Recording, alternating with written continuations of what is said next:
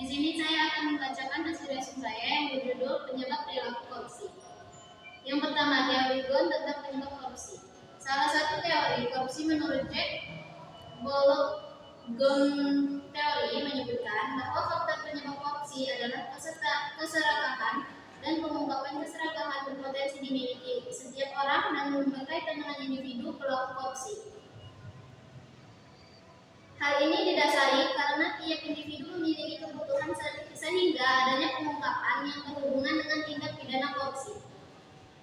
Yang pertama, keserakahan. Keserakahan merupakan berkaitan dengan adanya perilaku serakah yang secara potensial ada dalam diri setiap orang. Menurut Simanjuntak tahun 2008, keserakahan berhubungan dengan moral seseorang. Menurutnya, semua orang berpotensi untuk berperilaku serakah karena pada umumnya manusia mempunyai sifat yang tidak pernah puas. Yang kedua, kesempatan atau opportunity. Kesempatan merupakan faktor yang berhubungan dengan organisasi sebagai korban perbuatan kecurangan atau disebut juga faktor genetik atau umum. Menurut Albrecht, kesempatan adalah sebuah situasi yang memungkinkan seseorang untuk dapat melakukan kecurangan dan menghindari resiko terungkapnya seseorang tersebut akibat melakukan kecurangan. Yang ketiga, kebutuhan atau kebutuhan merupakan faktor yang berhubungan dengan individu pelaku kecurangan.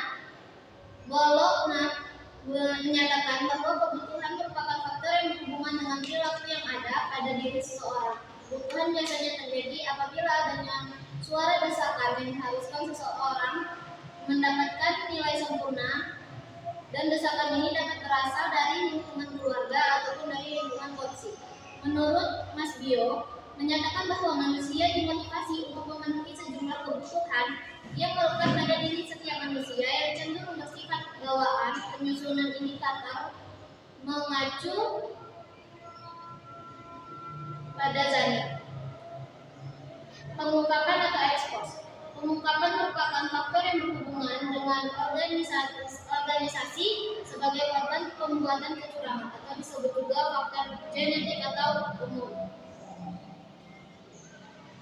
Menurut Bologna menyatakan bahwa pengungkapan adalah faktor yang berhubungan dengan organisasi sebagai korban tindakan kecurangan. Pengungkapan itu dapat menjamin tidak terhitungnya kecurangan oleh pelaku yang sama atau yang lain. Faktor-faktor penyebab korupsi. Tindakan korupsi tidak terjadi begitu saja. Secara umum, faktor penyebab korupsi terdiri dari dua macam faktor, yaitu faktor internal dan faktor eksternal.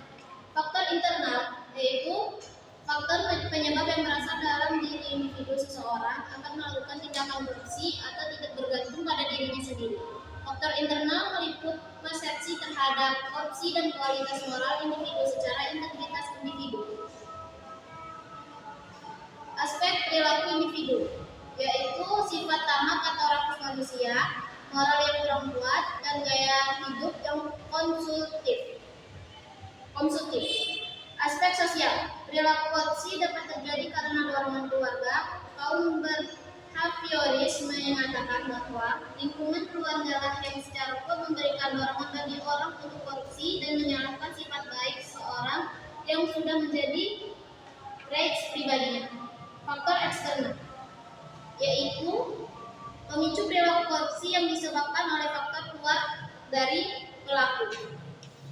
Aspek sikap masyarakat terhadap korupsi. Pada umumnya, jajaran manajemen selalu menutupi tindak korupsi yang dilakukan oleh segelintir oknum dalam organisasi. Akibat sikap atau sifat terhadap ini, pelanggaran korupsi justru terus berjalan dengan berbagai bentuk. Oleh karena itu, sikap masyarakat yang berpotensi menggugurkan tindak korupsi terjadi karena nilai-nilai di masyarakat kondusif untuk terjadinya korupsi.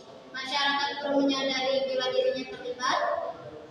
Aspek ekonomi, pendapatan tidak mencukupi kebutuhan dalam menentukan kehidupan, ada kemungkinan seseorang mengalami situasi terdesak dalam hal ekonomi.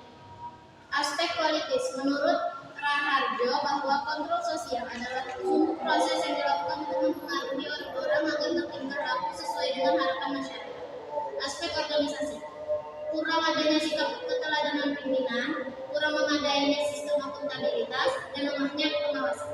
Sekian dari resume dari saya. Assalamualaikum warahmatullahi wabarakatuh.